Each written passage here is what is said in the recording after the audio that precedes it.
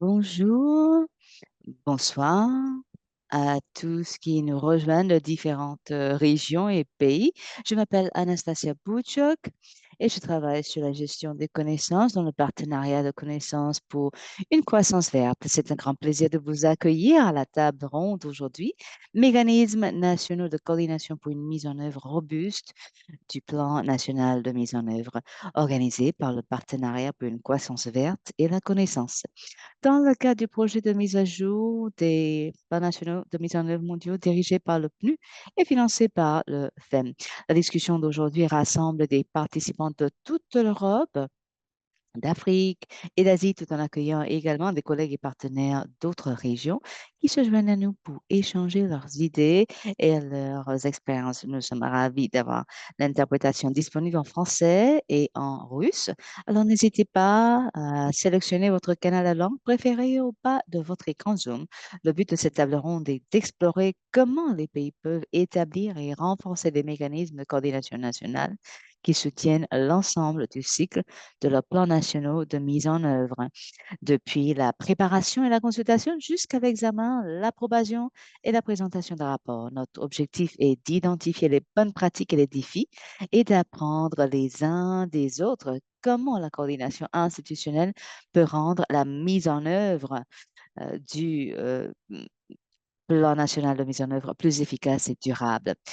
Alors, nous sommes honorés d'avoir avec nous un panel distingué de conférenciers représentant les perspectives mondiales et nationales qui font avancer ce travail. Permettez-moi de les présenter rapidement. Madame Mihaela Pon, Unité des connaissances et des risques du PNU. Monsieur Mamadou Lamine Diam, ministère de l'Environnement et de la Transition écologique du Sénégal. Madame Fatima Ferouza, ministère du Tourisme et de l'Environnement des Maldives. Madame Emilia Kupeva, ministère de l'Environnement et de la Planification physique, République de Macédoine du Nord. Monsieur Ivan Djurikovic, ministère de la Protection de l'Environnement, Serbie. Et chacun d'entre eux partagera ses expériences et réflexions sur la manière dont les mécanismes de coordination peuvent améliorer le processus de mise à jour et de mise en œuvre euh, du NIP dans leur contexte national. Sur ce, c'est un plaisir d'inviter notre première intervenante, Madame Mihaela Paul, et aussi vous introduire quelques produits de connaissance. Mihaela, vous avez la parole. Merci. Et merci, Anastasia. Bonjour, chers collègues.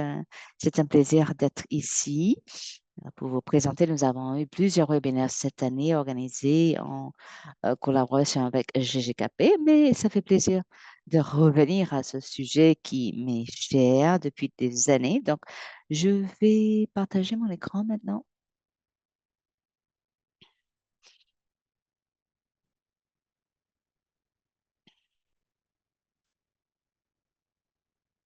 Est-ce que vous voyez mon écran?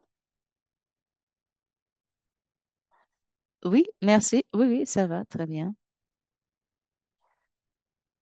Donc, comme disait Anastasia, j'aimerais bien vous entendre par rapport à vos expériences. De notre côté, dans le contexte de ce projet FEM, nous avons développé plusieurs documents avec des lignes directrices pour vous appuyer dans le processus de mise à jour euh, de vos plans nationaux de mise en œuvre. Donc, comme vous voyez, relatif à la question de des mécanismes de coordination qui sont apparus dans le contexte du processus de développement des NIP. Nous voyons, comment dirais-je, on essaie de connecter naturellement l'aspect du reporting dans tous les rapports. Et donc, dans ce contexte, nous sommes arrivés à développer euh, un modèle. Donc, euh, les informations contenues dans les trois documents ne sont pas différents, ils sont plutôt complémentaires, ces documents, mais pourquoi est-ce que nous les avons fait dans trois versions? Donc, selon le contexte du pays, peut-être que vous voulez le considérer plus comme conseil, comme ligne directrice. Très souvent, les pays nous ont demandé un modèle pour pouvoir adapter et adopter dans le contexte de leur pays. Par exemple, ils veulent avoir un document ministériel euh, qu'ils peuvent adopter, dans le sens où ils peuvent définir les différentes organes ou différentes agences qui sont impliquées dans ce processus pour savoir quelles sont leurs responsabilités, quel est l'échéancier, quels sont les pas qu'ils doivent suivre. Et c'est la raison pour laquelle ils ont besoin de ce modèle. Et puis, euh, certains vont dire que nous ne voulons pas de documentation. Alors, nous voulons suivre ces lignes directrices en tant que procédure. Et chaque collègue qui travaille sur le plan national de mise en œuvre va suivre donc cette procédure. Donc, c'est la raison pour laquelle vous voyez les trois documents différents, mais les informations dans ces documents sont assez similaires, mais organisées de façon différente selon vos besoins. Donc, cette diapo, c'est simplement pour nous rappeler quelle est cette approche étape par étape que nous allons suivre lorsque nous allons développer le plan national de mise en œuvre. Et vous allez le suivre aussi pendant le processus, les différents processus de mise à jour. Donc, par exemple, si nous mettons l'accent depuis le départ, qu'est-ce qu'il faut savoir? Alors, première étape, c'est d'identifier le besoin d'une révision et d'une mise à jour.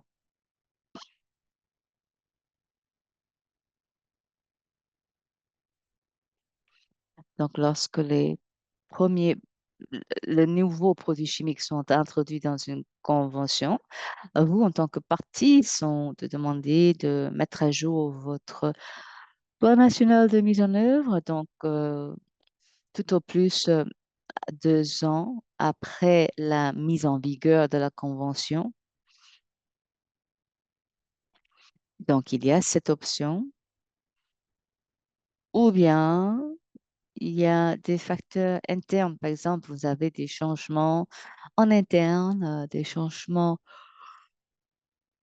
qui peuvent donner naissance au besoin de faire une mise à jour. Peut-être que vous avez une structure gouvernementale totalement différente.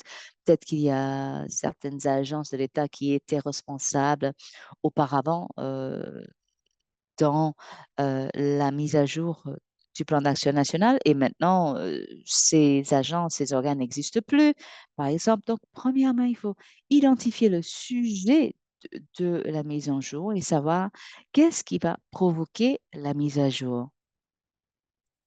Et troisièmement, donc le sujet de notre discussion aujourd'hui, c'est l'établissement d'un mécanisme de coordination et un processus organisationnel. Donc, vous allez peut-être entendre, très certainement, nous allons entendre de la part des pays euh, qui sont présents avec nous, qui vont partager euh, dans le contexte de leur pays. Et ces pays, notamment, ont maintenu ce mécanisme de coordination à travers même les différentes phases de mise à jour du plan national de mise en œuvre.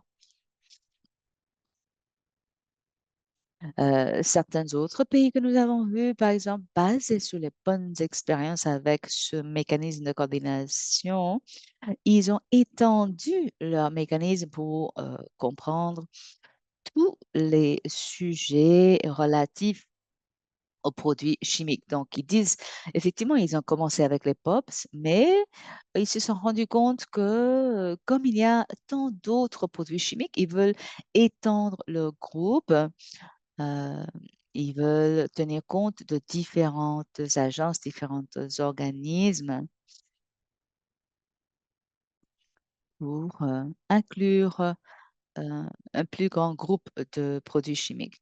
Donc, à partir de ce mécanisme de coordination, vous passez à la prochaine étape où vous allez développer l'inventaire et l'infrastructure nationale ainsi que la capacité où vous voulez euh, notamment évaluer cette infrastructure existante et votre capacité nationale. Une fois que vous ayez toutes ces informations de base, vous allez ensuite passer à un processus de priorisation, d'une évaluation des priorités, et vous allez donc fixer les objectifs une fois que vous avez une bonne idée. C'est-à-dire, vous allez effectivement élaborer, écrire votre plan national de mise en œuvre. À ce moment-là, il faut euh, conduire donc un processus d'approbation de vos plans en consultant avec les différentes parties prenantes. Et puis, dernière étape, ce sera de transmettre votre plan national de mise en œuvre à la conférence des parties. Donc, je rappelle, il s'agit vraiment d'une approche étape par étape. Mais si nous allons au-delà de cette étape, il y a bien sûr la mise en œuvre même du plan national de mise en œuvre et il y a l'aspect reporting où vous devez rendre compte sur vos activités. Et ici, ce que vous voyez à l'écran, et nous avons créé ce euh, flux de travail pour illustrer,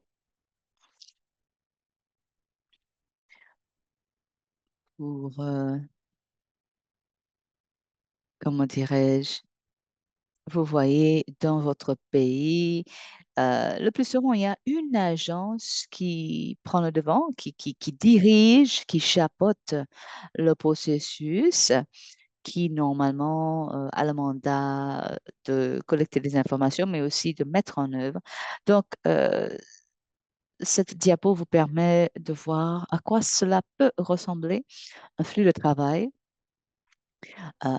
Par exemple, il y a des tâches qui sont stimulées par des facteurs externes, comme j'ai mentionné tout à l'heure, s'il y a un changement de gouvernement et des changements d'agences, de différentes responsabilités sur les agences. Et donc, cela vous montre si vous avez donc un mécanisme en place, vous allez adopter des structures. Euh, si vous avez déjà eu un plan national de processus, euh, dans ce cas-là, il y a certaines étapes à suivre ou peut-être que vous avez développé un plan national de mise en œuvre dans un premier temps, mais cela n'a pas été maintenu. Donc, il y a un autre suivi et cela continue. Donc, en gros, ça part dans les prochaines étapes et comme j'ai dit, par rapport aux inventaires, la formulation du plan national de mise en œuvre. Donc, c'est le flux de travail que vous pouvez adapter dans le contexte de votre travail pour que tout le monde sache quel est le processus, quelles sont les étapes, les grands pas par pas, et le personnel comprendra mieux, par exemple, disons qu'il y a des personnels qui se déplacent, qui vont dans d'autres postes, vous avez du nouveau personnel qui arrive dans l'unité qui est en charge du plan de mise en œuvre. Donc, je pense qu'avoir un flux de travail comme celui-ci vous aide dans ces contextes-là. Il y aura toujours une certaine continuité, même s'il y a des changements de personnel. Donc, cela vous permet d'avoir ou de préserver une structure interne, euh, mais c'est à vous de décider en tant que point focal ou coordinateur de ce travail dans votre pays. Mais je vous invite à regarder en détail les trois documents par rapport à vos besoins Et je vous encourage à essayer de saisir les éléments qui vous concernent, qui vous semblent pertinents. Donc, comme je dis, ce sont des modèles, des lignes directrices. Euh, c'est quelque chose que nous pensons être adaptable et facile à adapter, peu importe vos contextes. Mais je pense que je vais m'arrêter là euh, parce que j'aimerais bien entendre de la part des autres panélistes. Merci beaucoup pour votre attention. Merci, Mihaila, pour ce partage. Ce sont de bonnes informations. Et juste pour dire que ces documents sont disponibles sur le site web de notre projet. Nous venons de partager les liens pour tous ces produits de connaissances. Mais on a juste une question rapide pour clarification parce qu'il y a des conseils aussi par rapport à la mise en œuvre de ce mécanisme de coordination.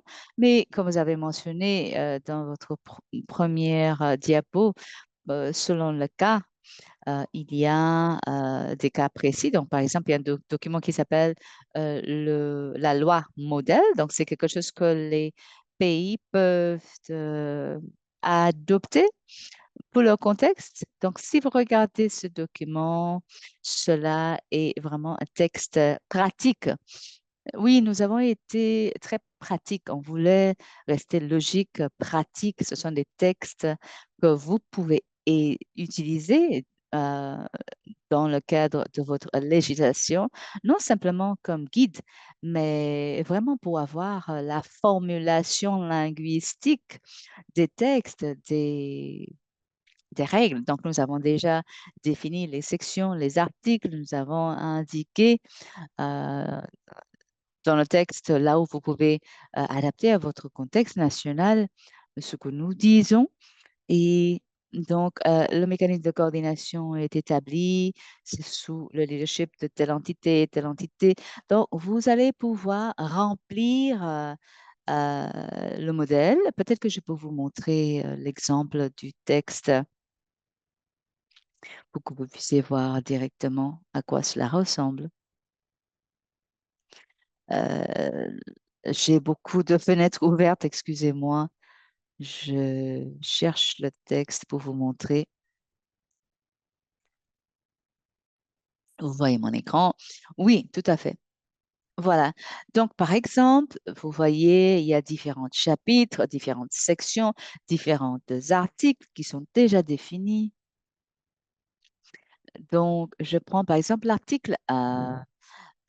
Dans l'occurrence des facteurs suivants classifiés comme des événements externes.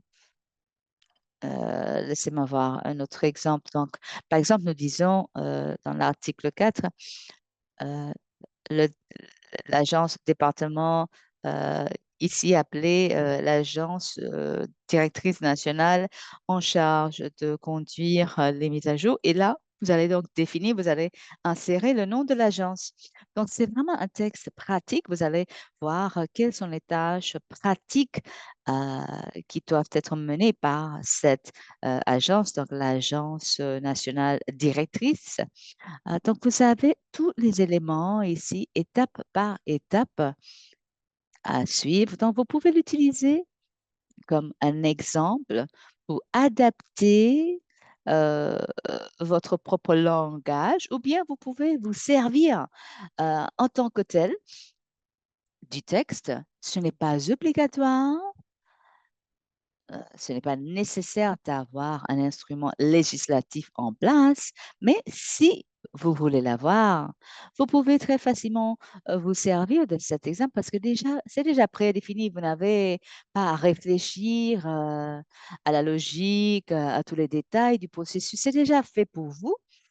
C'est à vous de décider si cela vous convient. Et vous pouvez bien sûr l'adapter à votre contexte national. Je ne dis pas qu'il faut prendre euh, à la lettre. Mais c'est l'idée principale derrière ce document. Donc, c'est facile à adapter à n'importe quel contexte. Vous pouvez ajouter, enlever, comme vous voulez. Vous pouvez l'utiliser dans la façon la plus applicable pour vos besoins. Merci beaucoup, Mihaila, pour le... Merci beaucoup, Mihaela, pour votre présentation sur les outils pratiques que les parties peuvent utiliser. Très important, ils peuvent les adapter, ils peuvent les utiliser dans les modalités, les différentes modalités. Et comme vous avez mentionné, il n'est pas nécessaire d'avoir ce mandat, mais cela peut être appliqué dans les contextes, les différents contextes. Alors, merci beaucoup, Mihaela. Alors, maintenant, nous allons commencer avec les présentations par les pays. J'ai l'honneur de vous présenter Monsieur Ivan, conseillère responsable dans le ministère de la Protection de l'Environnement en Serbie. Alors, Ivan, vous avez la parole. Tout d'abord, de la part de la protection de l'environnement en Serbie, je voudrais remercier pour cette invitation d'être intervenant et aussi je voudrais souhaiter la bienvenue à tous mes collègues dans cette région et aussi d'autres collègues qui participent dans la famille de POPS. Alors, c'est mon plaisir de partager avec vous notre expérience selon le mécanisme de coordination nationale et la mise en œuvre des plans nationaux, dans la mise en œuvre de ces conventions de BRS. Alors, je vais partager mon écran.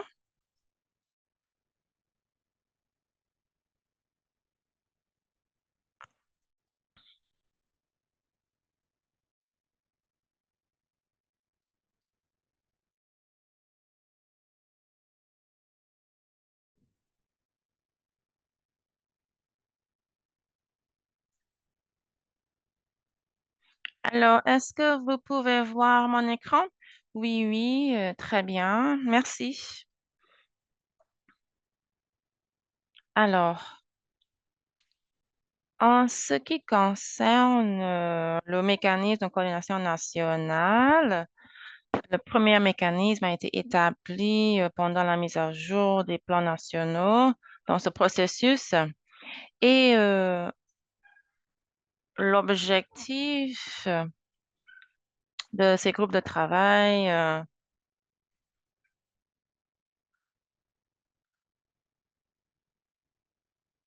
c'est la mise en œuvre des activités au sein du projet, la collecte de données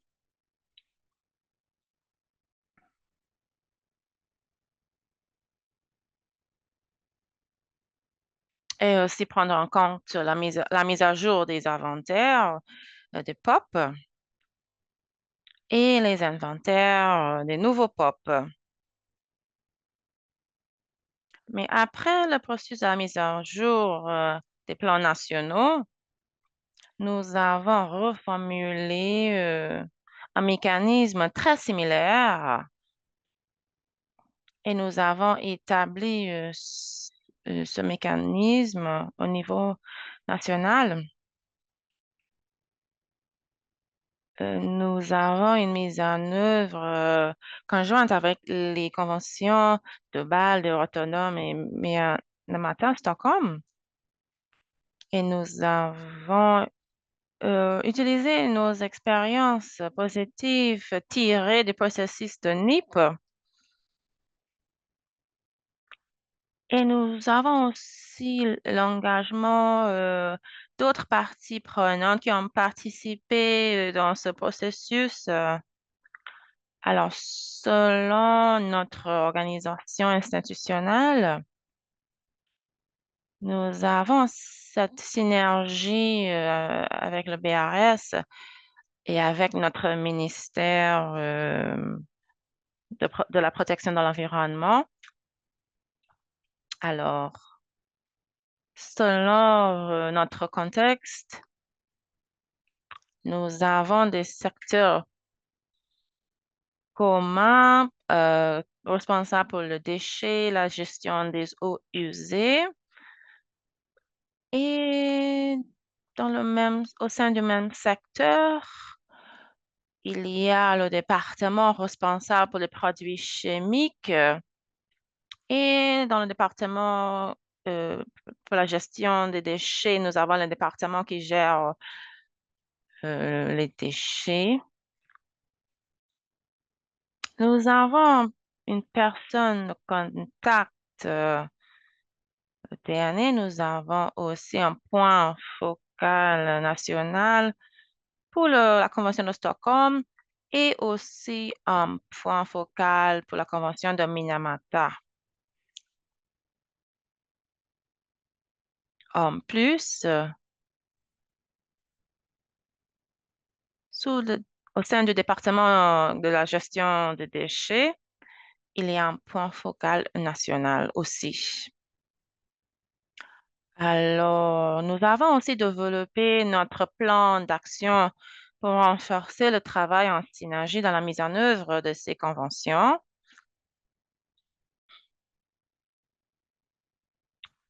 Les objectifs clés sont tout d'abord un établissement de mécanismes national de coordination pour la mise en œuvre conjointe.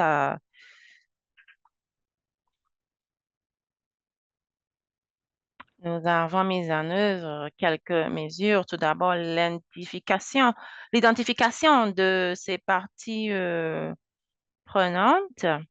Et en plus, nous avons établi de manière formelle le mécanisme de coordination nationale. Alors, c'est une unité interministérielle. Troisièmement, l'adoption du programme de travail pour cette unité. Nous avons aussi établi de manière efficace un système de la collecte de données conformément aux demandes requis dans les conventions de Bâle, Rotterdam, Stockholm et Minamata. En plus, nous avons identifié les autorités pertinentes pour la collecte de données et aussi pour l'analyse des données. Ils ont aussi créé un logiciel qui est facile à utiliser et harmonisé au sein de notre système de reporting requis par les conventions de BRS. En plus, nous avons organisé des formations des utilisateurs de ce système. Ils sont tous membres de la comité de coordination. Alors, comme j'ai déjà mentionné, l'objectif de cette institution, c'est de renforcer la coordination et la coopération entre les autorités responsables pour la mise en œuvre de ces demandes requises par les conventions de BRS. En plus, l'objectif était l'adoption du programme de travail pour la mise en œuvre des activités prioritaires conjointes, par exemple, les activités qui prennent en compte le plan d'action, les plans de mise en œuvre. En outre, les plans d'inspection conjointe pour le contrôle des produits chimiques, des POP. Il existe aussi le partage ben, juridique commun, ok, commun. Um, Outre, nous avons un plan juridique, un plan conformément aux normes européennes. Alors, toutes les modifications sur les POP, y compris la mise en œuvre des requis sur le PCB. En, en outre, la gestion des données et la production des rapports. Alors, devant nous, il y a une très longue liste de tâches à réaliser. Et nous avons deux réunions pendant le printemps et aussi pendant l'automne. Et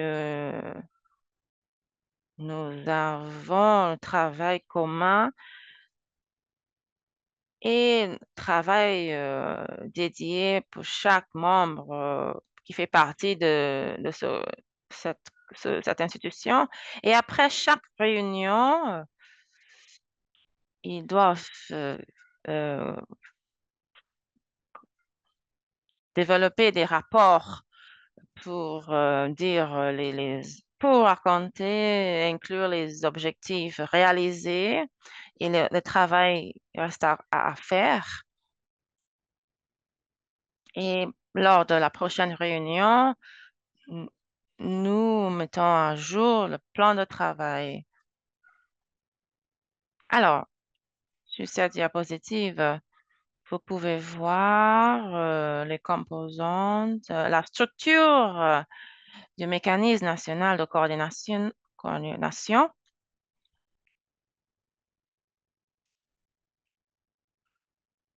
Nous avons les présidents qui gèrent les participants de la ministère de l'Environnement.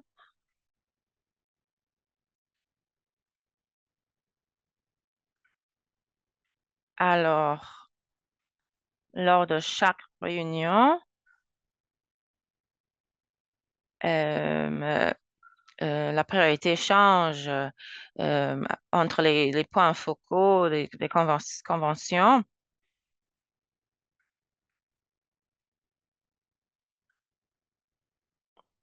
Nous avons aussi l'implication importante d'autres institutions. Par exemple, il y a quelques participants de la ministère de la Protection de l'Environnement, tandis que les points focaux de ces conventions, nous avons aussi le partenariat d'autres collègues, des départements qui gèrent la protection de la terre, aussi de la mer. En ce qui concerne le département de la coopération internationale, nous avons cette participation d'autres ministères, par exemple le ministère de l'Agriculture et l'administration. Nous avons aussi la participation de la douane et l'Agence de protection de la Serbie. Et eux, ils sont responsables pour de développer des rapports et en plus la mise en œuvre, le suivi, pardon, dans ce secteur.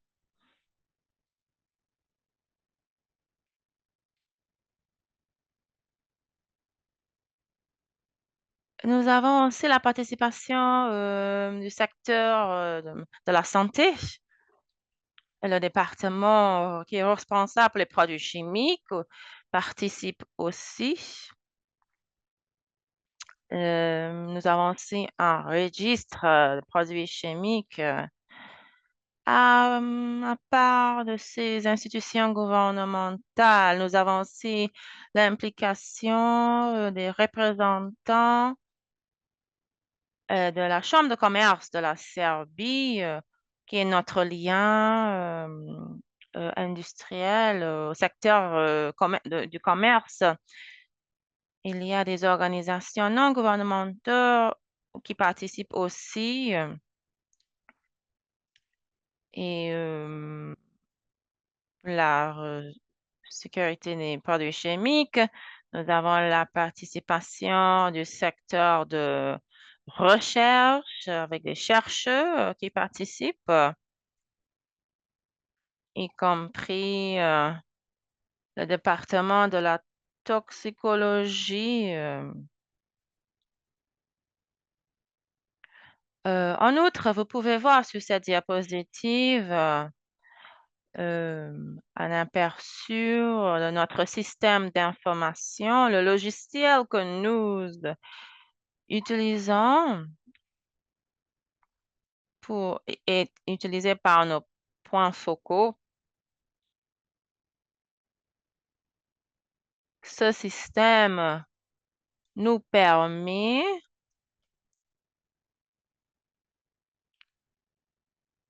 de faire des demandes de données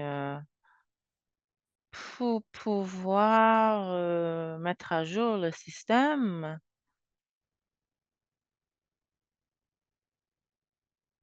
Et nous pouvons aussi faire des demandes de données auprès de la ministère de la Protection de l'Environnement. Et par exemple, les POP qui sont contenus dans la mer. Alors, ce système électronique est très utile parce que cela nous permet d'accélérer le processus de collecte de données et de pouvoir les analyser.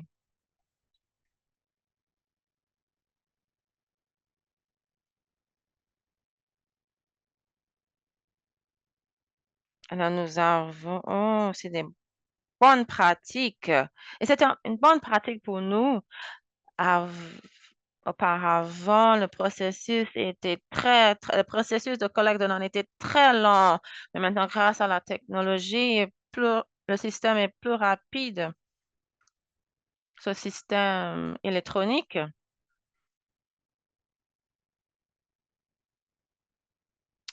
et la collaboration avec nos collègues près de la douane.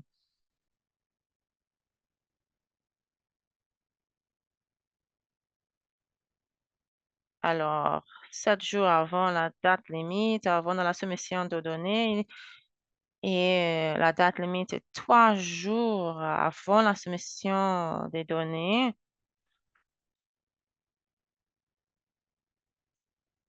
Alors, ce système a la capacité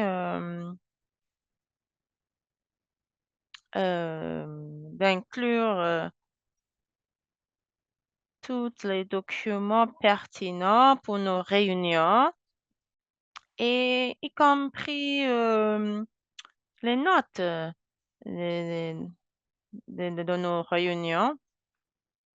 Par exemple, si un représentant n'a pas pu assister à une réunion, il peut avoir accès à toutes les informations dans ce système. Voilà, sur cette diapositive, un aperçu où vous pouvez voir les données prises dans ce fichier Excel, pris de la douane.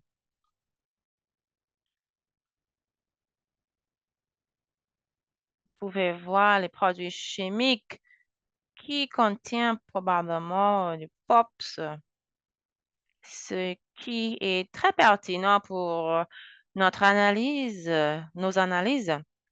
et pour le processus de l'inventaire. Alors voilà, je suis à la fin de ma présentation. Je voudrais vous informer que l'année prochaine, nous allons avoir un- un nouveau employé et qui va travailler ensemble avec nous sur le projet. Alors, je vous remercie pour votre attention.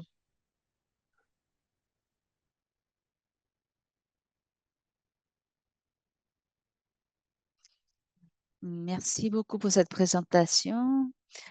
C'était vraiment un plaisir d'entendre donc ces cas de la Serbie et aussi très intéressant de plonger un peu dans votre processus. Merci et bon courage avec l'intégration de l'agenda GSC. Et merci beaucoup. Et Mahela, si vous voulez ajouter peut-être quelque chose, je pense que c'est très impressionnant ce que vous avez pu faire.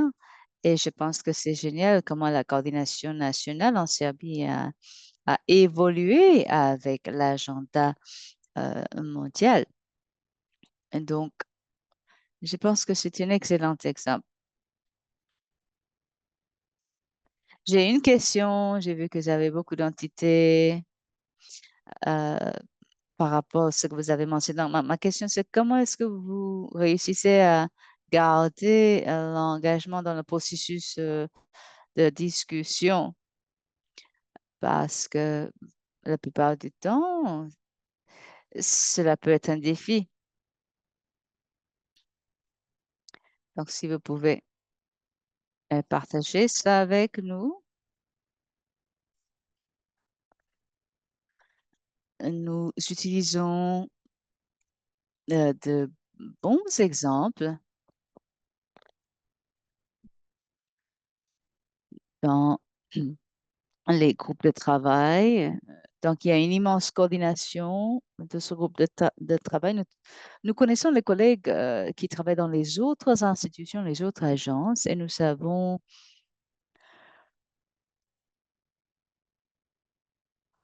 qu'ils sont tout à fait ouverts à la coopération avec nous. Donc,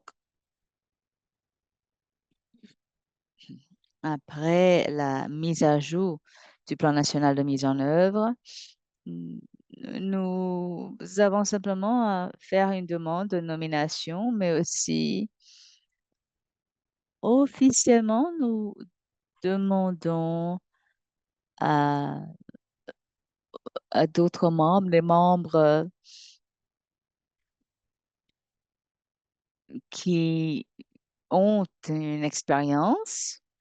Euh, et donc, on demande à ce qu'on maintienne les mêmes personnes là où c'est possible et qu'on maintienne la même personne pour travailler dans la coordination, pour préserver cette connaissance institutionnelle. Donc, généralement, on a pu maintenir 80% des personnes euh, qui travaillent sur la mise à jour des plans nationaux de mise en œuvre et qui restent à travailler dans ce mécanisme de coordination. Donc, merci beaucoup, Ivan. C'est vrai, c'est tout à fait logique. Il ne s'agit pas simplement de la gestion des POPs, mais aussi de la relation de la gestion des relations humaines et le fait de préserver la connaissance institutionnelle à différentes étapes, à différents étages. Donc, sur ce, nous sommes ravis de présenter notre prochain collègue, Fatima Felousa, du ministère de Tourisme des Maldives.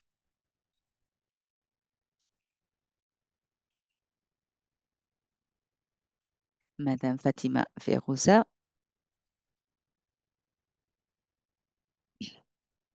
à vous, vous avez la parole.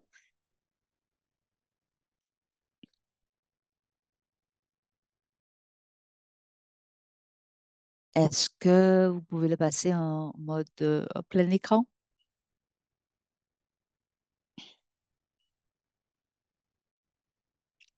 Merci beaucoup. Merci pour cette opportunité de rejoindre ce webinaire. Ça fait plaisir de pouvoir vous présenter notre cas des Maldives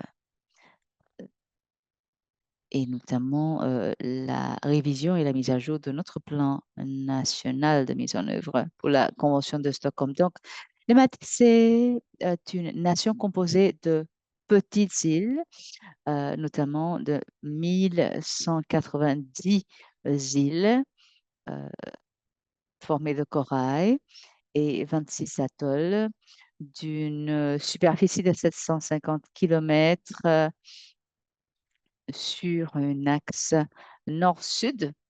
Euh, Nous avons donc 1% de superficie terrestre. Nous sommes donc une nation composée d'îles avec une moyenne de d'1,8 mètre du niveau de la mer. Donc nous sommes, comme je disais, un État euh, petit État en voie de développement et nous avons des particularités, des vulnérabilités particulières, notamment au niveau environnemental, avec très peu de superficie terrestre, donc assez vulnérable aux impacts du changement climatique. La population euh, du pays est dispersée sur 197 îles avec 166 îles additionnelles qui sont principalement touristiques. Donc, selon le dernier census de 2022, nous sommes une population juste en dessous de 400 000 personnes. Donc, prochaine diapo. Donc, par rapport aux options disponibles pour le stockage des déchets, c'est un véritable problème pour le pays. Nous générons 324 000 tonnes annuelles de produits chimiques nuisibles selon la situation géographique et la taille de l'île.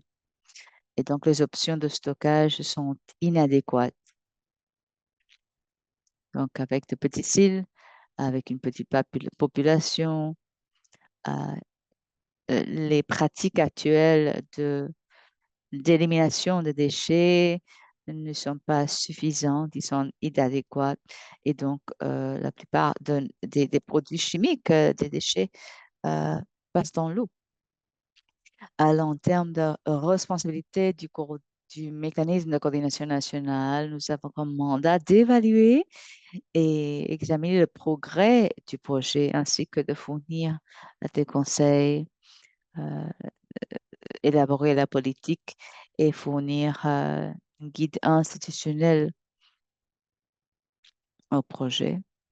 À cet égard, nous fournissons aussi des lignes euh, directrices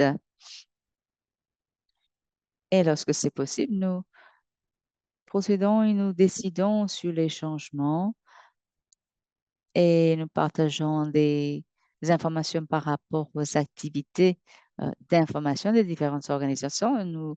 Euh, nous assurons aussi la coordination pour une mise en œuvre efficace. Donc, afin d'établir le mécanisme de coordination nationale, euh, une liste de parties prenantes a été établie et confirmée. Cela s'est basé sur le premier plan d'action, plan de mise en œuvre nationale pour les Maldives qui a été compilé en 2017. Et donc, nous avons fait référence aux différents comités de pilotage qui ont été créés pour des projets euh, similaires par le ministère, y compris le projet sur les POP, le projet sur le renforcement des capacités et la euh, gestion écologique des produits chimiques, ainsi que les déchets. Et puis, sous le projet Islands, la mise en œuvre du développement à, à petit impact. Donc ici, je vous montre un peu la transversalité, l'interconnectivité des ministères, des agences qui travaillent ensemble sur la gestion des produits chimiques. Et il y a donc le ministère de la Défense, le ministère euh, de l'Alimentation, ainsi que l'autorité de de la drogue.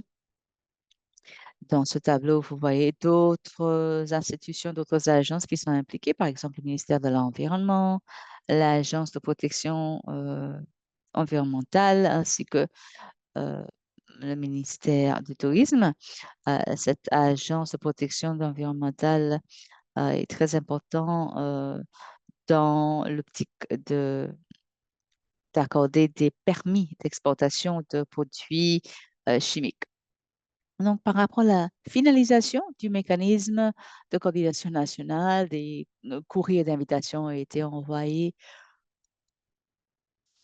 aux institutions demandant euh, un point focal, une personne nominée et un membre alternatif de la part de chaque institution pour le mécanisme de coordination nationale.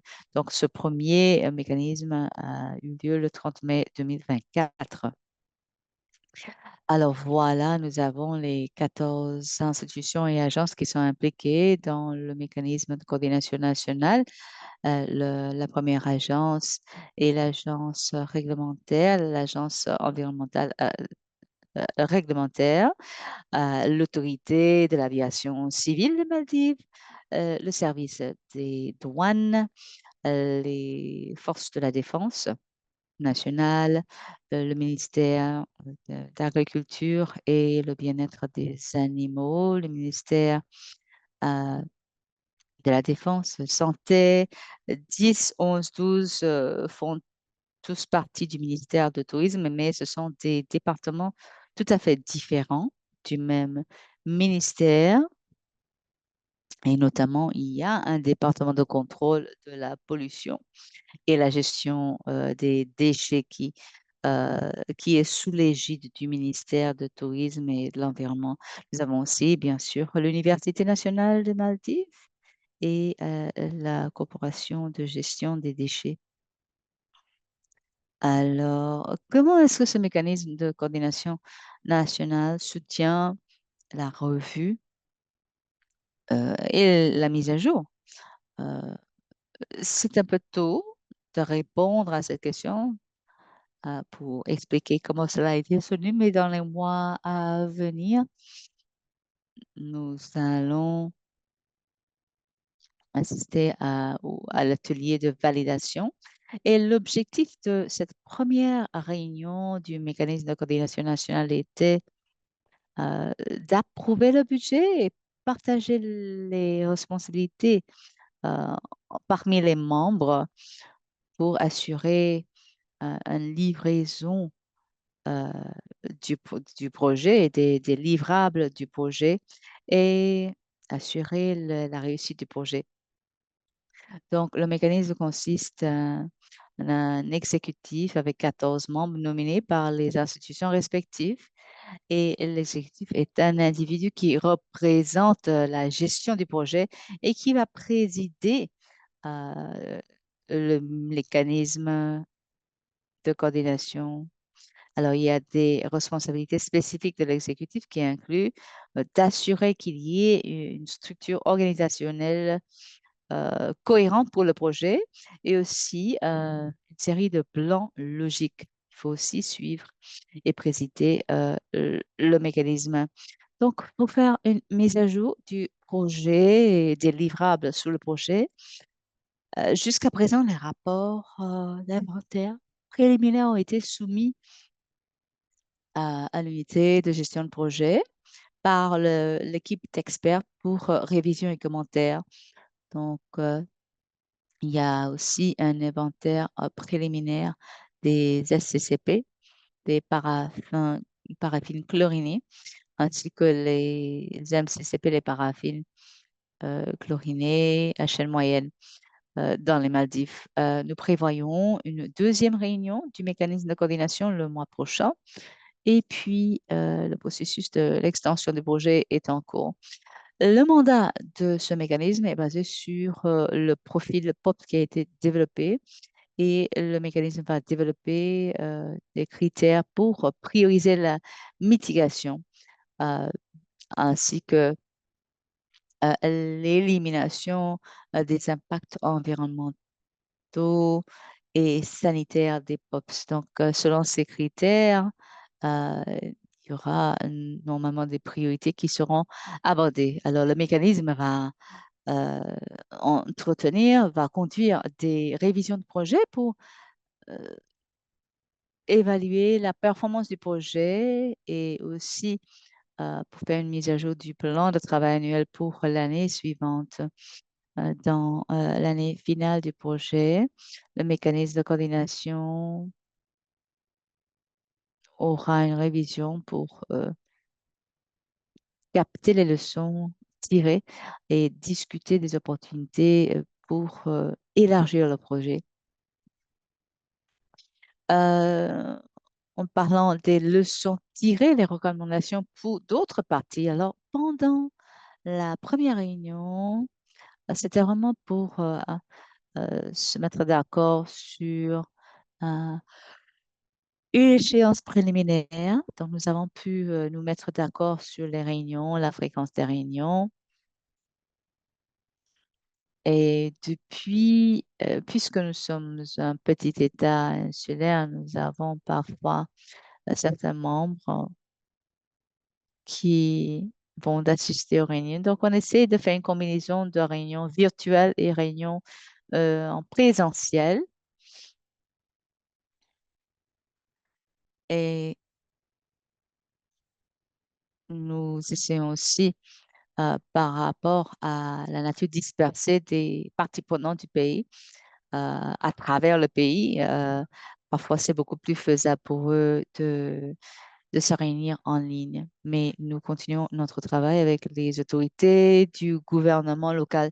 Je vous remercie de cette opportunité. Si vous avez des questions, s'il vous plaît, n'hésitez pas à me contacter, m'envoyer un mail. Vous avez mon adresse mail. Merci beaucoup, Fatima. Et c'était vraiment une présentation compréhensible par rapport à la mise en place du mécanisme de coordination. Nous comprenons qu'avec le travail formidable qui a déjà été fait, il reste néanmoins euh, du chemin à parcourir, hein, pour déployer dans les prochaines étapes du processus. Mais c'est vraiment formidable ce que vous avez réussi à faire. Nous avons une question dans le chat très, très rapidement parce que d'autres membres attendent leur présentation. Donc, une question de l'audience pour les Maldives. Est-ce que vous impliquez d'autres parties prenantes en dehors du gouvernement, par exemple les ONG, l'industrie? J'ai vu que vous avez mentionné l'Université des Maldives et puis l'Agence de gestion des déchets, mais est-ce qu'il y a d'autres participants, d'autres parties prenantes? Donc, c'est une recommandation qui a été faite par un membre du mécanisme, mais l'exécutif qui vraiment est le ministère, que nous pouvons aborder les ONG à travers le ministère. Et il voulait aussi garder les membres à un nombre restreint, sinon ce serait peut-être plus difficile pour coordonner parce que déjà, il y a euh, beaucoup de transversalité dans les mandats de chaque ministère. Par exemple, le ministère de l'Agriculture, le ministère de l'Environnement, il y a une certaine, parfois des doublons dans leurs responsabilités. Donc, j'espère que j'ai été claire là-dessus. Merci beaucoup, Fatma, et bon courage aux Maldives. Merci beaucoup, Fatima. Bonne continuation. Alors, un de nos collègues de Kenya, oui, vous pouvez contribuer. Edouard de Kenya, il voulait la parole, mais je pense qu'il vient de quitter. Bon. Alors, nous allons continuer. Je vais donner la parole à notre prochaine intervenante, Madame Emilia du ministère de l'Environnement et de l'Aménagement physique de la République de Macédoine du Nord. Vous avez la parole, Emilia. Moi, j'aimerais partager ma présentation. Alors, donnez-moi quelques secondes, s'il vous plaît.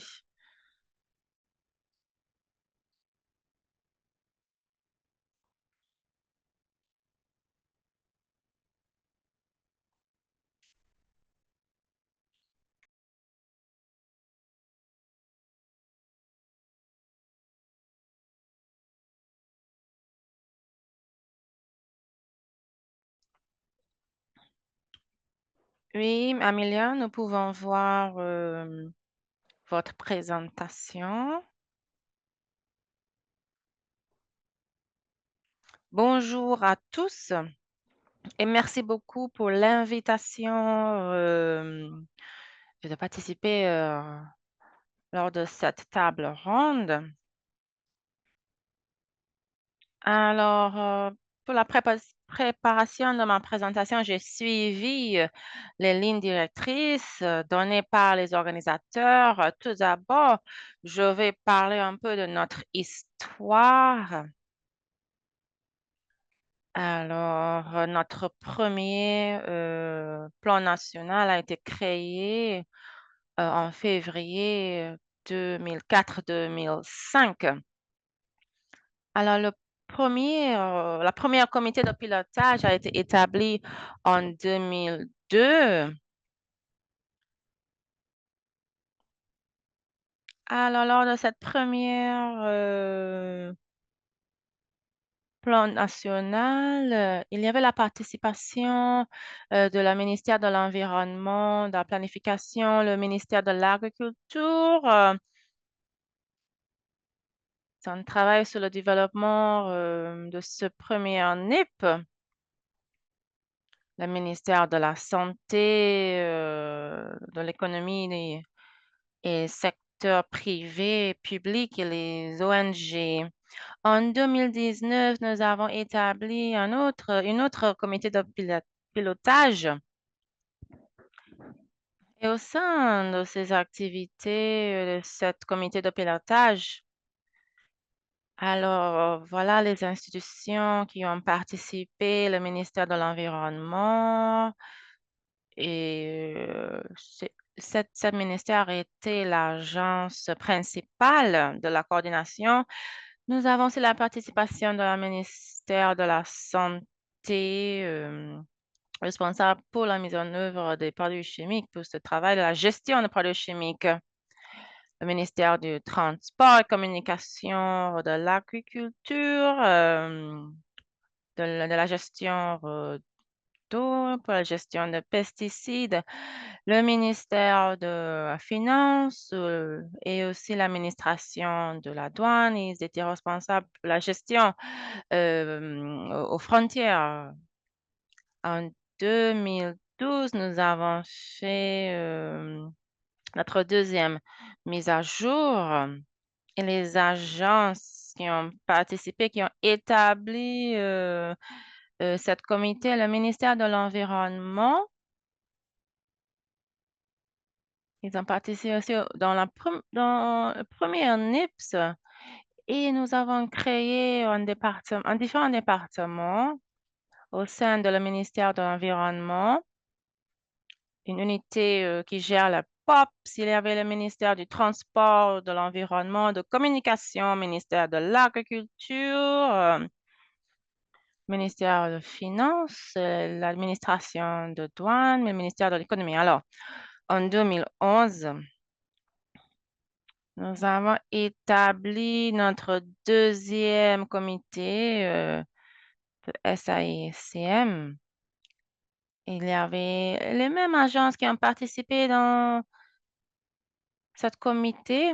Alors, le deuxième comité a été établi, comme vous pouvez voir. Je ne vais pas répéter toute la liste des incitations, mais presque plus ou moins les mêmes institutions ont participé dans ce comité, les représentants des ONG, l'université. Alors,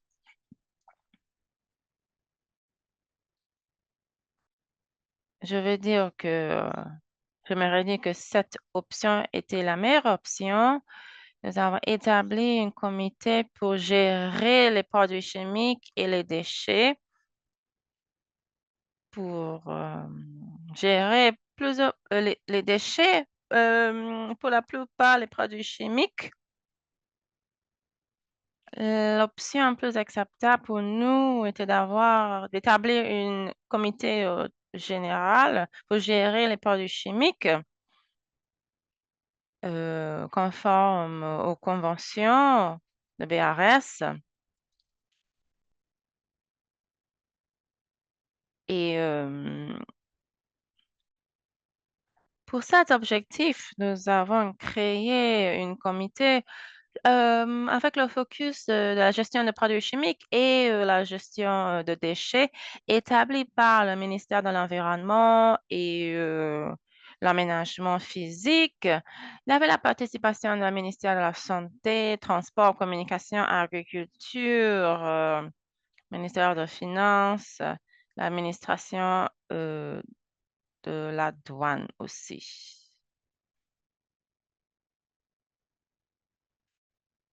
Alors, quel était le rôle central de coordination dans notre pays?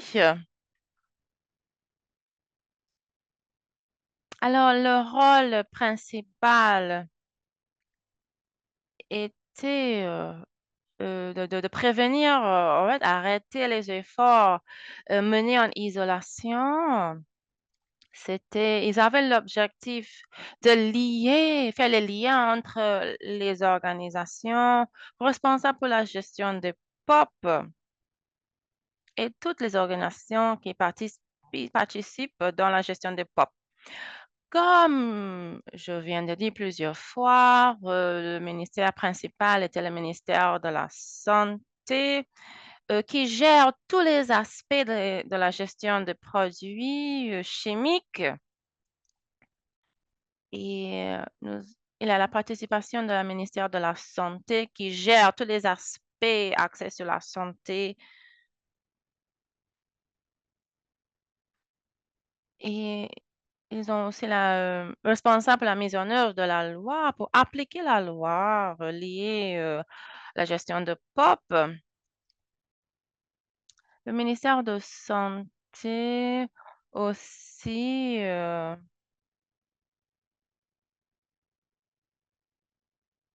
était responsable pour la mise en vigueur de ces lois. Nous avons la participation du ministère de l'Économie, de l'Agriculture, travaille étroitement euh, avec sur le plan des pesticides, les produits chimiques. L'administration de douane responsable pour la gestion des frontières et responsable pour la mise en vigueur de tous les droits liés à la gestion des POP.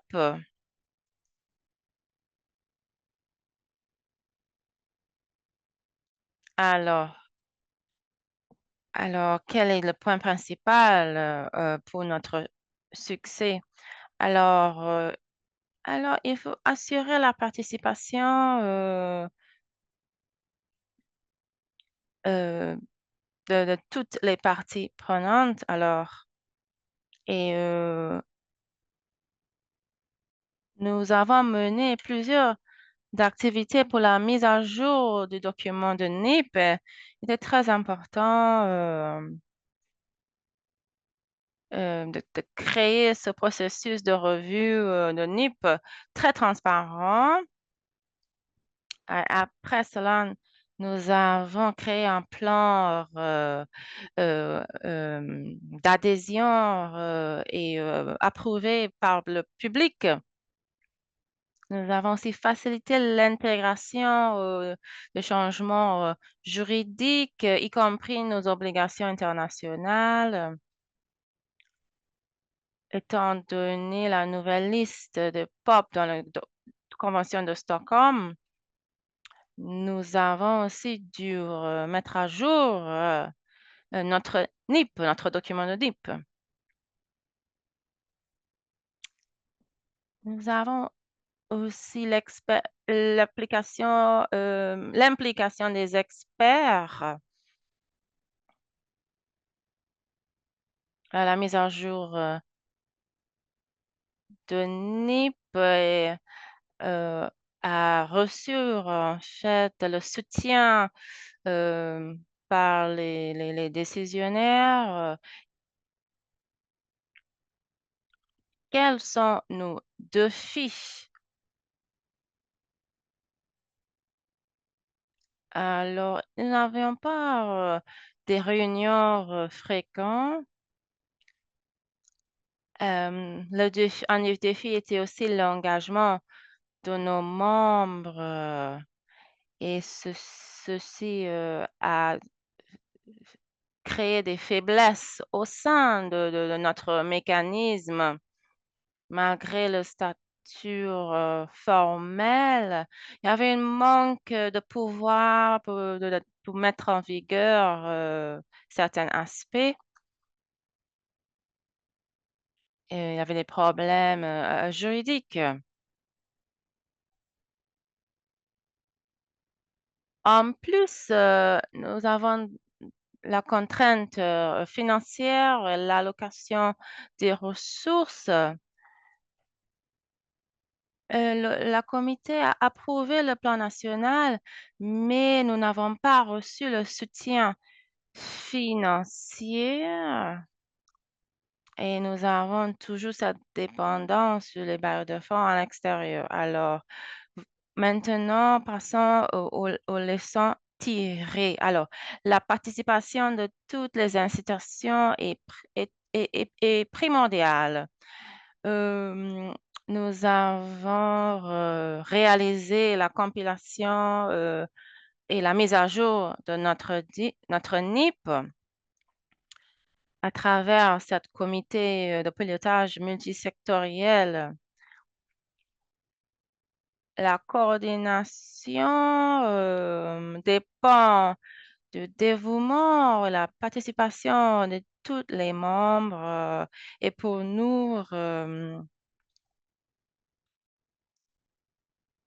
les membres sont dépendants sur ce département pour toutes les données nécessaires.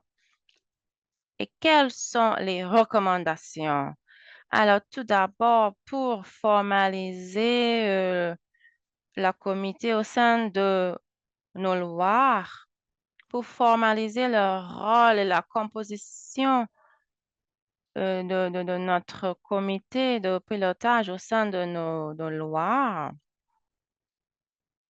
et aussi les lois sur les produits chimiques, aussi les lois sur les déchets. Ceci va créer un mandat pour assurer la participation et l'engagement euh, qui est à part et qui peuvent être pérennisés malgré le gouvernement. Alors, nous avons établi des mécanismes de redevabilité. Nous avons mis en œuvre un système formal euh, où les membres les membres doivent créer des rapports à chaque étape. Merci beaucoup pour partager l'expérience de Macédoine du Nord. Et aussi, j'aimerais dire merci beaucoup pour les messages et les leçons tirées que vous avez partagées à d'autres parties. Je pense que c'est aussi lié avec la présentation de Mihela. Elle a dit comment en fait garder les participants engagés et dynamiques et actifs. Et c'était une de vos recommandations. Et je pense que ça serait très utile pour créer ce mandat de prendre en compte votre comité de pilotage au sein de vos lois. Merci beaucoup pour partager votre participation. Je vous souhaite bon courage et bonne continuation. Merci beaucoup pour votre participation. Alors, je suis très contente de présenter notre prochain intervenant, Monsieur Mamadou, du ministère de l'Environnement et de la Transition écologique au Sénégal. Mamadou, vous avez la parole. Merci, bonjour à tout le monde. Merci Anastasia, merci au Didi Capey, chers collègues. Donc, c'est avec plaisir que je vais partager peut-être l'expérience du Sénégal par rapport à la coordination de ce processus de révision du plan national de mise en œuvre de la Convention de Stockholm. Alors, je vais partager mon écran. Hmm, ouais. Vous voyez mon écran? Yes. OK, thank you. OK. Maintenant, par rapport au plan, donc, il va s'impliquer autour de ces 4 points. Donc, le processus de stabilisation du mécanisme de coordination et les agents et institutions qui sont impliqués dans ce processus et comment est-ce qu'on est arrivé à mettre en place ce mécanisme de coordination, les défis, les challenges, mais aussi en termes de leçons apprises et les recommandations qu'on pourrait formuler à l'endroit des autres parties. Alors, par rapport à ce premier point, il faut savoir déjà que le Sénégal a fait son premier NIP en 2004. Actuellement, on est à notre troisième plan national de mise en œuvre de la Convention de Stockholm. Le deuxième a été révisé en 2014 et le troisième qui a commencé en 2022 avec ce NIP-là qu'on est en train de réviser. Par rapport au mécanisme de coordination, déjà, comme vous le constatez, il y a 4 parties ou bien 4 composantes qui sont plus prioritaires. Il y a le Centre régional de la Convention de Bâle de Stockholm qui assure un peu la coordination et joue l'interface entre le pays et le secrétariat de la Convention.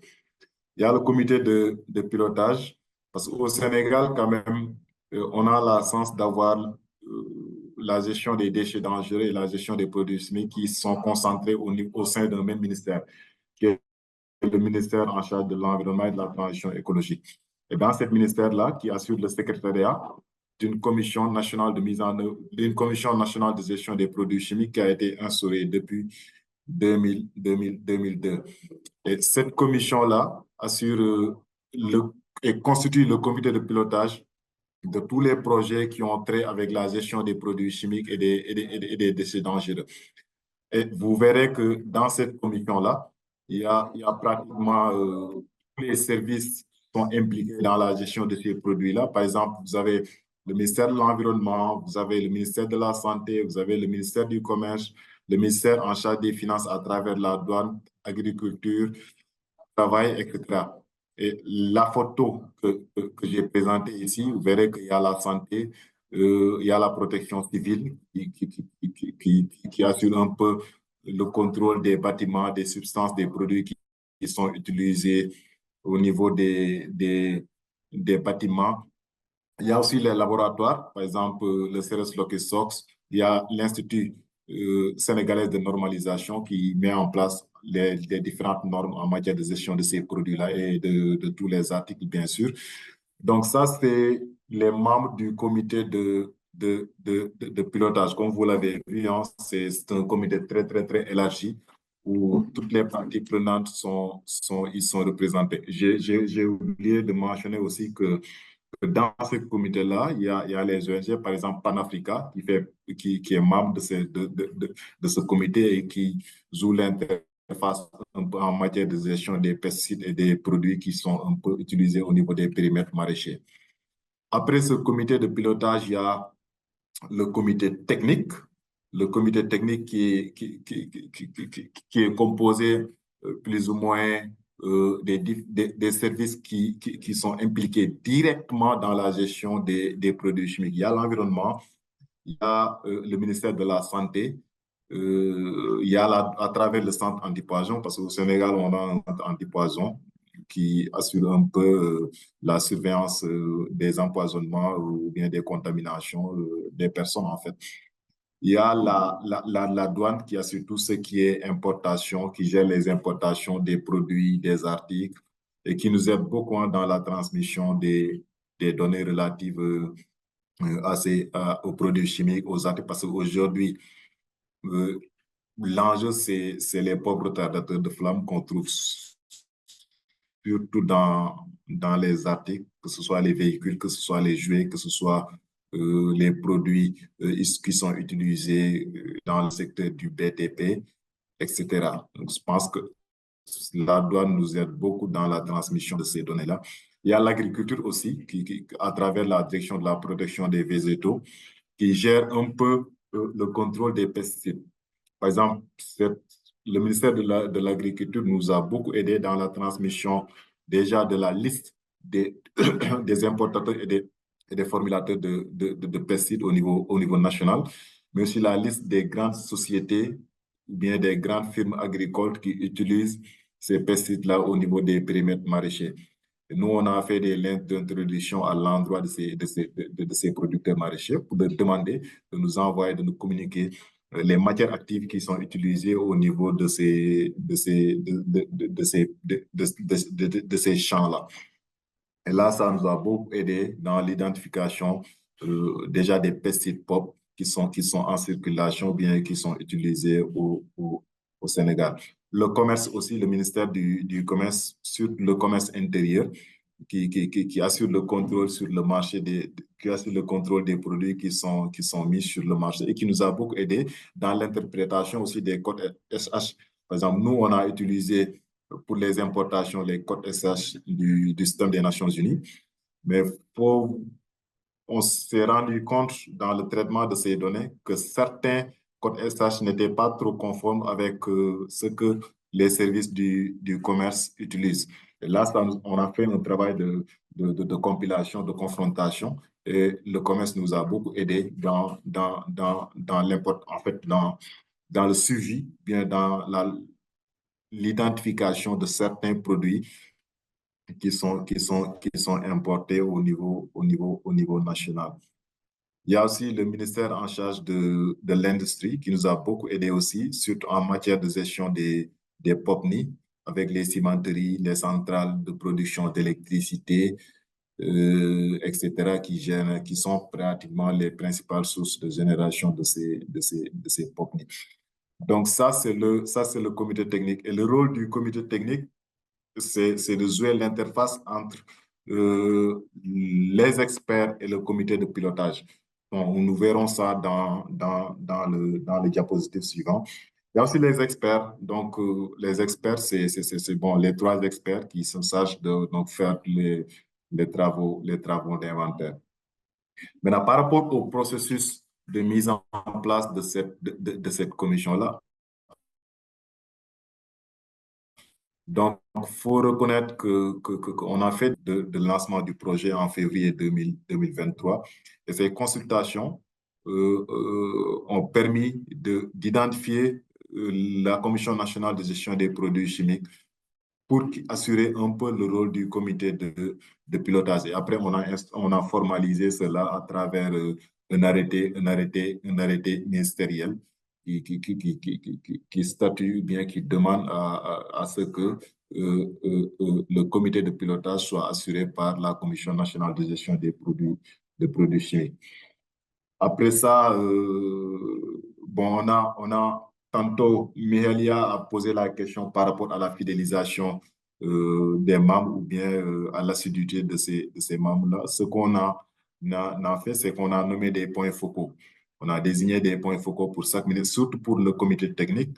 On a demandé à ce que les ministères, que ce soit le ministère de l'Environnement, le ministère de la Santé, les douanes, l'agriculture, commerce, désignent des points focaux PNM. Donc, c'est eux qui sont les répondants directs du ministère de l'Environnement, de notre ministère, par rapport à ce processus de révision du NIP. Donc, tous les résultats ou bien les réunions se tiennent avec ces points focaux-là de manière périodique. Donc, ce qui nous a permis un peu de fidéliser les membres et de ne pas avoir une dispersion un peu partout, compte tenu, bien sûr, des changements qui interviennent dans l'administration avec le mouvement des agents, etc.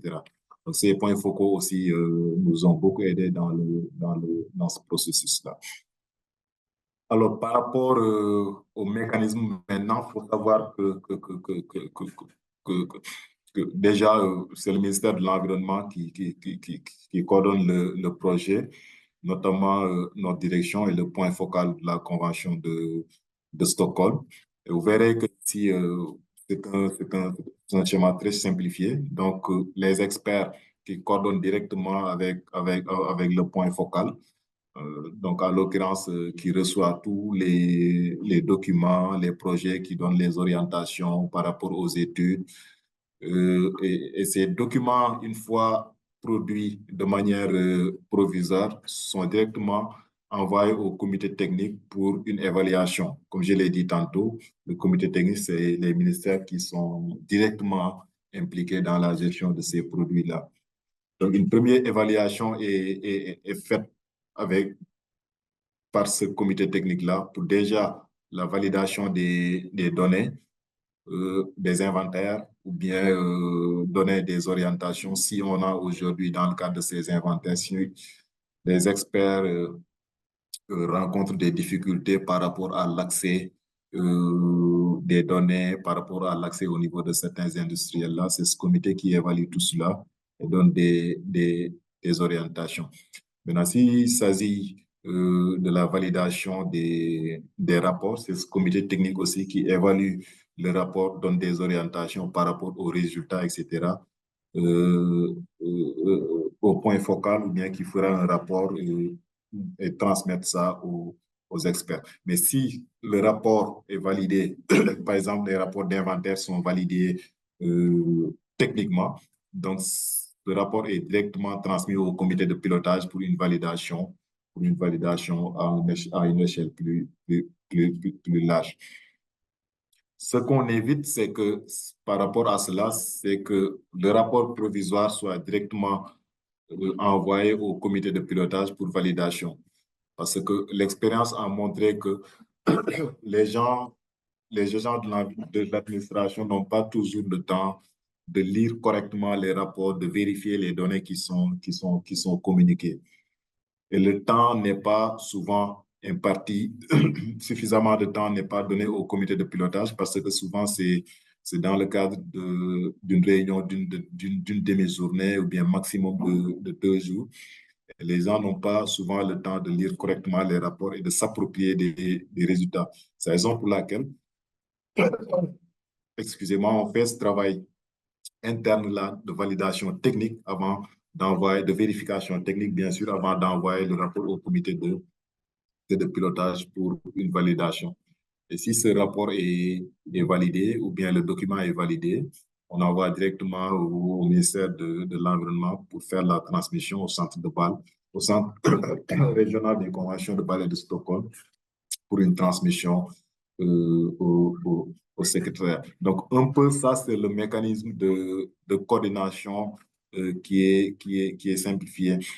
Alors, le trait en rouge, c'est l'assistance technique aussi qu'on reçoit du centre de Bâle et qui est, je rappelle que tous les documents qui ont été produits, bien, qui ont été reçus dans le cadre du renforcement de capacité, notamment avec le JJKPI et le centre de Bâle, ont été partagés avec les experts à travers le point focal.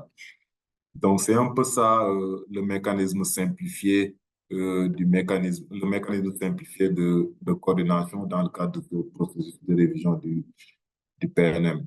Et par rapport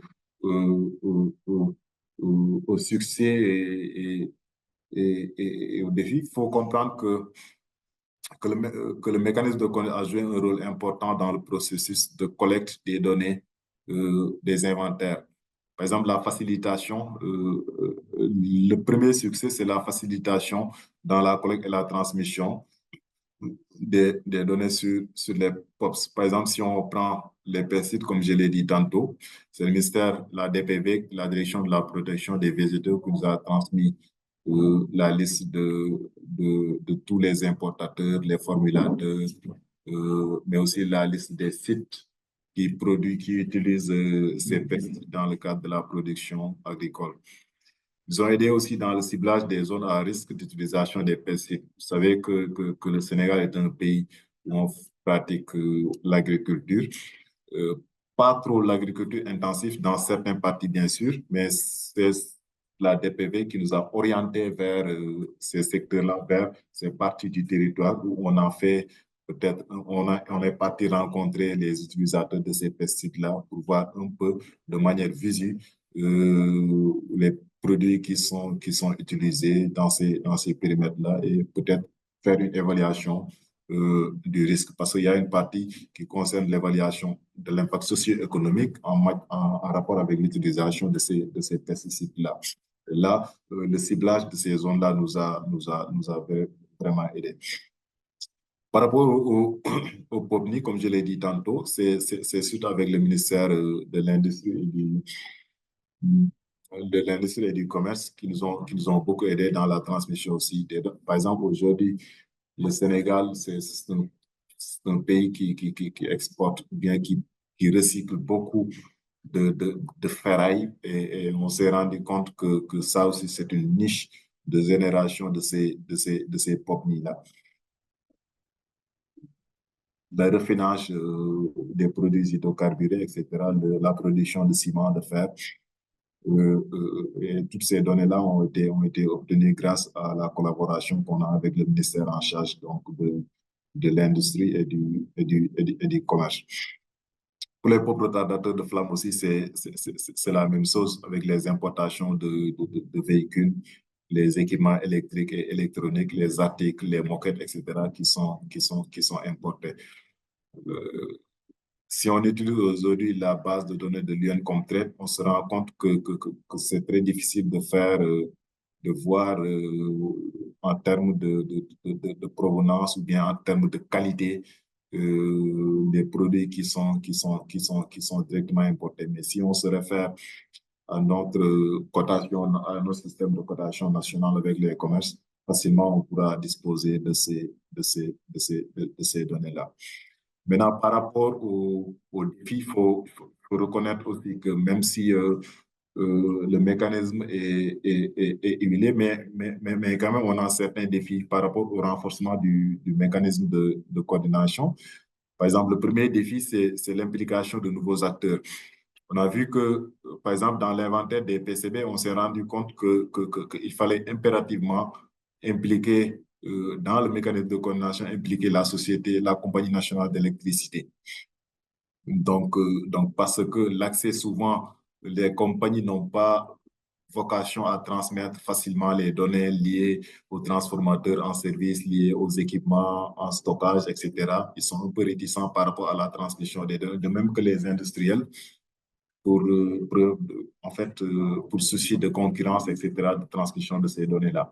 Donc ça a été un défi et on a relevé ce défi-là grâce, bien sûr, à la collaboration et aussi à l'introduction des lettres à la préparation des lettres d'introduction à l'endroit des ministères, du ministre même en charge de ce secteur-là pour faciliter la transmission de ces données-là. La fidélisation des points focaux PNM au niveau des autres services, ça aussi, c'est un défi. Même si aujourd'hui, on a des points focaux qu'on a désignés, mais c'est des gens qui n'ont pas toujours le temps de lire les rapports, de faire une évaluation préliminaire. Donc, c'est la raison pour laquelle on tient des réunions périodiques pour voir un peu l'évolution, voilà, des travaux, des inventaires sur le terrain, mais aussi des autres études en cours de réalisation. La lenteur dans la transmission des données et la validation des rapports. Vous verrez que certes, c'est un mécanisme de coordination euh, qui me semble un peu lent parce que si aujourd'hui les experts produisent les rapports et qu'il doit avoir une première évaluation avec le comité technique, déjà réunir les gens, c'est pas toujours évident compte tenu de leur charge administrative. Et si ces documents-là sont validés par le comité technique, il y a un autre niveau de validation par le comité de pilotage. Vous verrez que ça prend un peu de temps, mais quand même, ça nous permettra d'avoir un bon document. Un document qui est lu, dont les données sont bien vérifiées, etc. Parce qu'on ne peut pas communiquer n'importe comment. On ne peut pas donner des données qui engagent le Sénégal. On ne peut pas donner des données erronées. Donc, c'est un peu ça les challenges. Et par rapport aux leçons apprises, je pense que déjà, c'est l'importance d'impliquer les acteurs directement concernés par la question des POP dans le mécanisme de coordination. Ça, on s'est rendu compte de cela lorsqu'on faisait l'inventaire du PCB, où la Sénélec était un peu réticent parce qu'il n'était pas impliqué dans le mécanisme de coordination. Mais quand on l'a impliqué dans le mécanisme de coordination, on s'est rendu compte qu'après, la transmission des données et l'introduction des consultants a été très facile. L'importance aussi de désigner des points focaux PNM au niveau des ministères, ça c'est extrêmement important parce que ce sont ces personnes-là qui constituent la porte d'entrée au niveau de ces services. Si on a besoin d'une donnée au niveau du commerce, par exemple, ou bien du transport, on saisit directement le point focal PNM de ces ministères-là et qui va assurer un peu de rechercher ces données-là avec ses collègues pour faire la transmission. Ou bien si on a besoin d'introduire les experts au niveau de ce ministère-là, c'est ce point focal qui va assurer toute cette coordination-là au niveau de son ministère pour faciliter la transmission des données. Le respect des données, des délais aussi pour le reportage, ça c'est extrêmement important. Et l'importance d'une réglementation allégée en matière de passation des marchés. Ça aussi, c'est un conseil qu'on peut donner parce qu'au Sénégal, quand même, le processus de passation des marchés est un peu compliqué parce que si on a un marché qui dépasse un peu les 5 millions qui correspond à peu près à 7 000 dollars US, le processus devient beaucoup plus compliqué. Donc, dans le processus de recrutement des consultants, ça prend du temps.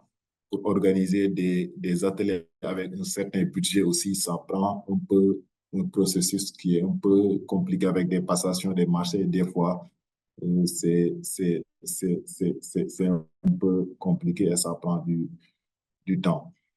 Donc, je pense que j'ai fini. Je suis arrivé au terme de ma présentation. Je remercie encore le JJKP pour l'opportunité qui nous a été offerte de présenter notre expérience en matière de coordination.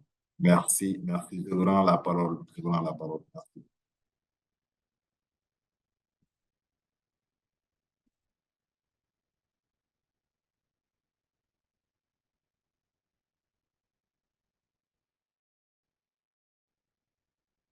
Merci Mamadou d'avoir partagé cette expérience du Sénégal.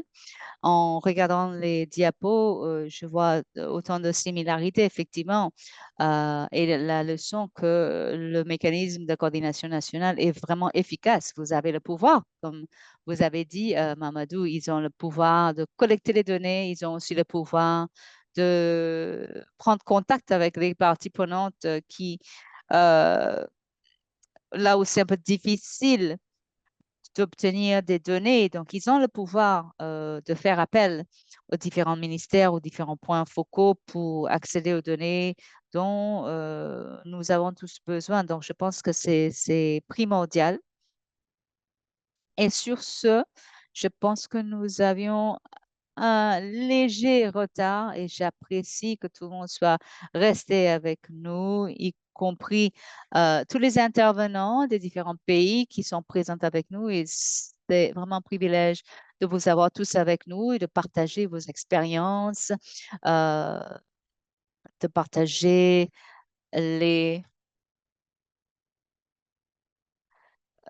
les leçons apprises. Je sais que ça a été assez difficile de coordonner même cette réunion, différents fuseaux horaires, pour pouvoir avoir une vision et une perspective si large de vos expériences. Donc, si les intervenants ou les conférenciers, vous avez des derniers commentaires à faire, n'hésitez pas à ouvrir votre micro et prendre la parole.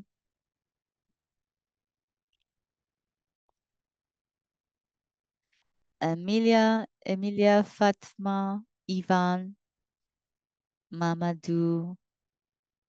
Bon, je pense que peut-être que vous avez d'autres engagements. Nous vous remercions de votre présence, de votre participation active.